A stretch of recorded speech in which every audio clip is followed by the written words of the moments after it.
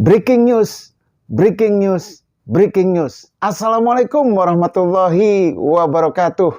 Semangat pagi. Nah, ini di awal pekan ini, tepatnya tanggal 3 Oktober 2022, kita ada berita yang menyedihkan, berita yang sangat yaitu terjadinya tragedi di Stadion Kanjuruhan Malang, Jawa Timur, di mana menewaskan ratusan supporter atau pendukung Arema FC. Namun di sisi lain ada juga kabar yang menggembirakan dan juga ini mungkin akan menjadi pemberitaan masyarakat secara luas, yaitu pemberitaan di bidang politik, di mana Partai Nasional Demokrat atau Partai Nasdem besutan Ketua Umum Surya Paloh dan Johnny G. Plate sebagai sekjen hari ini akan mengumumkan siapa bakal calon presiden atau capres. Apakah Partai Nasdem akan mengumumkan Anies Baswedan yang saat ini menjabat sebagai Gubernur DKI menjadi capres atau calon presiden? Kita tunggu. Kita pengumumannya ini rencananya akan diumumkan jam 10.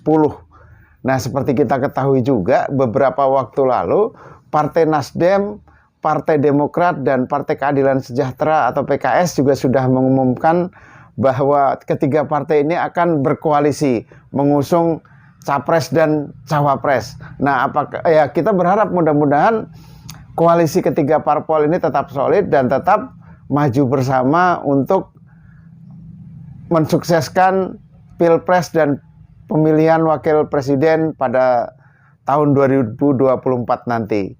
Ya, kita berharap, dan apakah nanti ketiga partai ini, khususnya Partai Demokrat dan PKS ini juga akan datang di pengumuman bakal calon presiden yang diumumkan di Nasdem Tower hari ini. Kita belum tahu apakah mereka akan kedua partai ini akan datang. Tapi yang jelas ini bakal seru, karena di koalisi-koalisi lain atau partai yang lain itu belum mengumumkan calon presiden, siapa calon presidennya. Misalnya PDIP juga belum mengumumkan siapa capresnya, apakah Mbak Puan, apakah Pak Ganjar Pranowo ataupun calon yang lain belum diumumkan, karena PDIP tanpa koalisi pun sudah bisa mencapreskan di di Pilpres 2024 nanti, karena sudah lebih dari 20%. Koalisi yang lain misalnya Gerindra juga belum mengumumkan siapa, meskipun kalau Partai Gerindra juga sudah pada Rapimnas beberapa waktu lalu sudah mengumumkan bahwa ketua umumnya yaitu Pak Prabowo Subianto sebagai calon presidennya, tapi sampai saat ini juga belum diumumkan, belum dideklarasikan secara resmi bahwa Pak Prabowo sebagai calon presiden dari Partai Gerindra beserta koalisinya, karena tanpa koalisi belum bisa. Hanya Partai Nasional Demokrat yang hari ini akan mengumumkan siapa capresnya.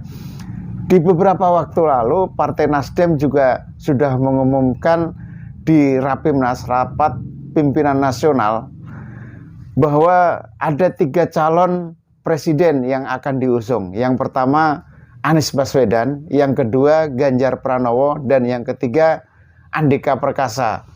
Kita ketahui Anies Baswedan saat ini masih menjabat sebagai Gubernur DKI Jakarta dan akan berakhir masa jabatannya pada tanggal 16 Oktober 2022.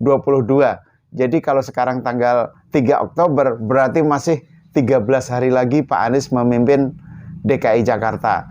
Begitu juga Pak Ganjar Pranowo saat ini masih menjadi Gubernur Jawa Tengah.